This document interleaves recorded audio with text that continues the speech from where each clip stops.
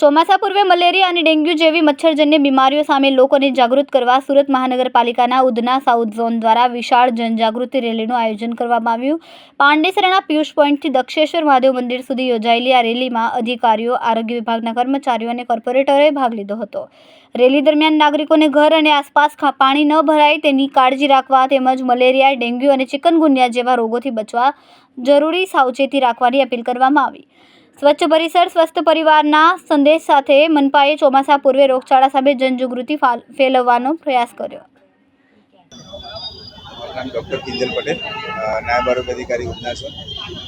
Malaria માસ જૂન માસને આપણે malaria માસ તરીકે ઉજવવામાં આવે છે.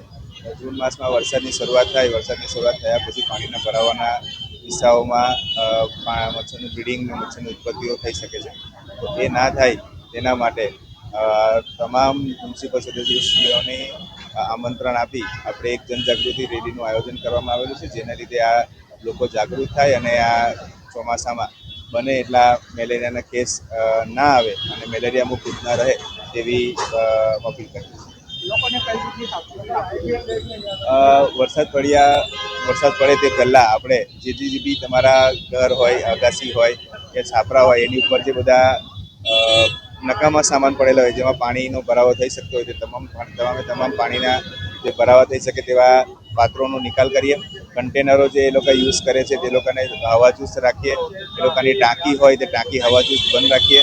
અને જે ઘરમાં ફ્રીજ હોય કે પાણીના કુંડા હોય કે બીજા જે ઝાડવા હોય જેમાં પાણીનો ભરાવો થઈ શકે એ ના થાય તેની તકેદારી રાખીએ અને દરરોજ એનો સફાઈ થાય એને નિકાલ કરે છે. કેમેરામેન સેનિલ વિરાણી સાથે વિશાલ છેઠા, માનવ પ્રભા ન્યૂઝ, સુરત. અમારા વિડીયોની નવી અપડેટ મેળવવા માટે સબસ્ક્રાઇબ કરો માનવ પ્રભા ન્યૂઝ ચેનલને. બેલ આઇકન ક્લિક કરો લેટેસ્ટ વિડીયો સૌથી પહેલા મેળવવા માટે.